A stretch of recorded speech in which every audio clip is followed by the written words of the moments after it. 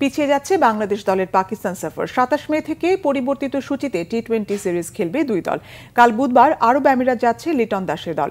আগামী Asia cup এবং বিশ্বকাপের প্রস্তুতিতে পাকিস্তানের বিপক্ষে বাংলাদেশের ৩ ওয়ানডে ও ৩ টি-20 সিরিজকে বদলে করা হয় শুধু ৫ ম্যাচের টি-20 সিরিজ। চূড়ান্ত হয় সূচিও। সংযুক্ত আরব আমিরাতে ২টি টি-20 খেলে পাকিস্তান যাওয়ার পরিকল্পনাও নেওয়া হয় টাইগারদের সফরে।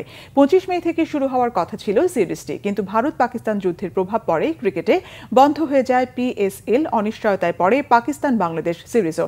তবে ভারত পাকিস্তান যুদ্ধে অস্ত্রবিরতির পর অচলাবস্থা কাটিয়ে নতুন উদ্যমে যাত্রা শুরু করছে পাকিস্তানের ক্রিকেট। ১৭ মে আবার মাঠে গড়াচ্ছে PSL। ২৫ মে টুর্নামেন্টের ফাইনালের পরই আয়োজন করা হবে বাংলাদেশের বিপক্ষে টি-20 সিরিজ। পিসিবির দেয়া নতুন সূচি অনুযায়ী ২৭ ও ২৯ মে এবং ১ জুন প্রথম ৩টি ম্যাচ হবে ফয়সালাবাদে। ৩ ও ৫ জুন সিরিজের বাকি ২ ম্যাচ রাখা হয়েছে লাহোরে। এদিকে টি-20 নতুন অধিনায়ক লিটন দাসের নেতৃত্বে বুধবার ২ ধাপে আরব আমিরাতে যাচ্ছে বাংলাদেশ দল। শারজায় ১৭ ও ১৯ মে হবে টি-20 ম্যাচ দুইটি।